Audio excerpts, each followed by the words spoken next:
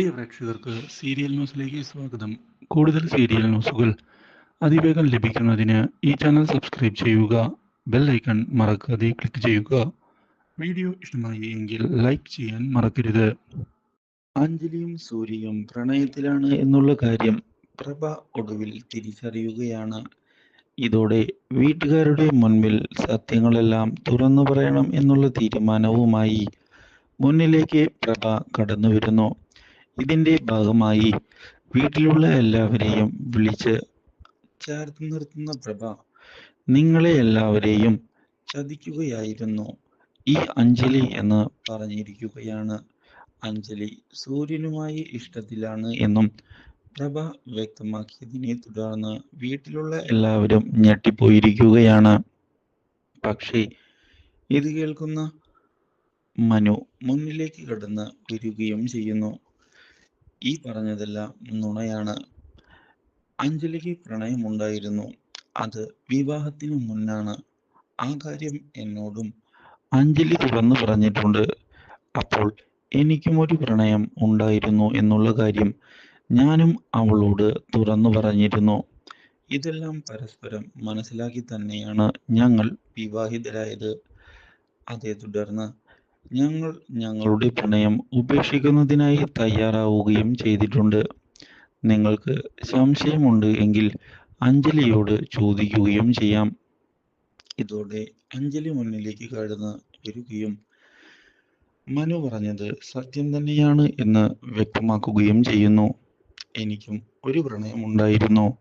പക്ഷേ മനു എന്നോട് സ്നേഹിയെ മനു സ്നേഹിക്കുന്നുണ്ട് എന്നുള്ള കാര്യം പറഞ്ഞതിനെ തുടർന്ന് തൻ്റെ ജീവിതത്തിലെ പ്രണയത്തെ പറ്റി ഞാനും തുറന്നു പറഞ്ഞിരുന്നു.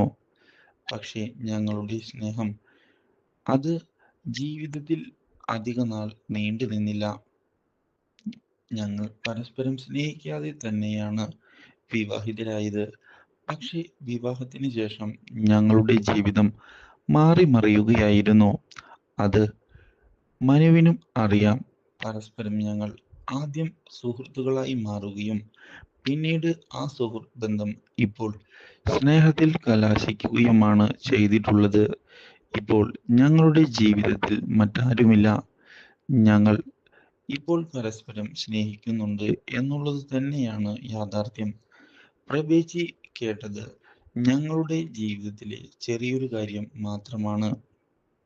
അതാണ് വലിയൊരു കാര്യമായി പ്രഭേച്ചി നിങ്ങളുടെ മുന്നിൽ അവതരിപ്പിക്കുന്നതിനായി ശ്രമിച്ചത്. പക്ഷേ പ്രഭേച്ചി പറഞ്ഞതിൽ തെറ്റില്ല എന്ന് ഞാനും സമ്മതിക്കുന്നു. ഞാനും ഒരാളെ സ്നേഹിച്ചിരുന്നു എന്നുള്ള കാര്യം സത്യം തന്നെയാണ് എന്ന് അഞ്ജലി വീണ്ടും ആവർത്തിച്ചതിനെ തുടർന്ന് ഈ കാര്യത്തിൽ ഇനി കൂടുതൽ സംസാരം വേണ്ട എന്ന് വീട്ടുകാർ തീരുമാനം എടുത്തിരിക്കുകയാണ്. ആർക്കാണ് ഇന്നത്തെ കാലത്ത് പ്രണയം ഇല്ലാതിരിക്കുന്നത്? എല്ലാവരും ആരെയെങ്കിലുമൊക്കെ സ്നേഹിച്ചിട്ടുണ്ടാകും.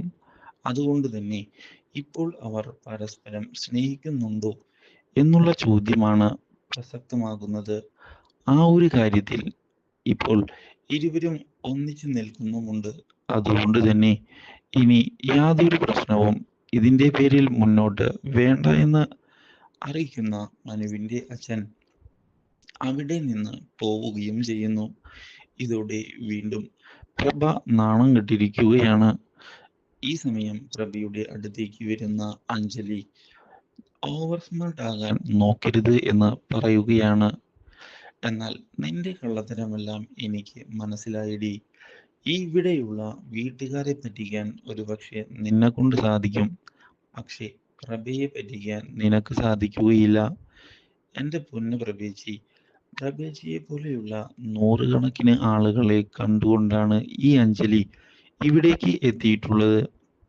മനു എൻ്റെ കൂടെ ഉള്ളിടത്തോളം കാലം എന്നെ നിങ്ങൾക്ക് ഒന്നും തന്നെ ചെയ്യാൻ സാധിക്കുകയില്ല.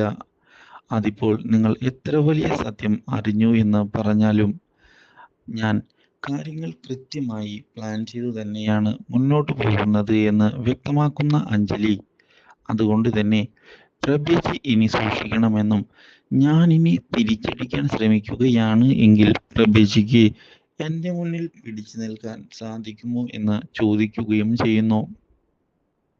വീട്ടിൽ പ്രഭേച്ചി നടത്തിയിട്ടുള്ള കള്ളത്തരത്തെ പറ്റി ഇപ്പോൾ വ്യക്തമായി അറിയാവുന്ന ആൾ ഞാനാണ്. ആ കള്ളത്തരങ്ങളെല്ലാം ഞാൻ വിളിച്ചു പറഞ്ഞാൽ എന്താകും അവസ്ഥ? ഓഫീസിൽ നിന്ന് കടത്തിക്കൊണ്ടുപോകുന്ന പൈസയുടെ കാര്യവുമെല്ലാം ഞാൻ ഇവിടെ എല്ലാവരോടും പറയും.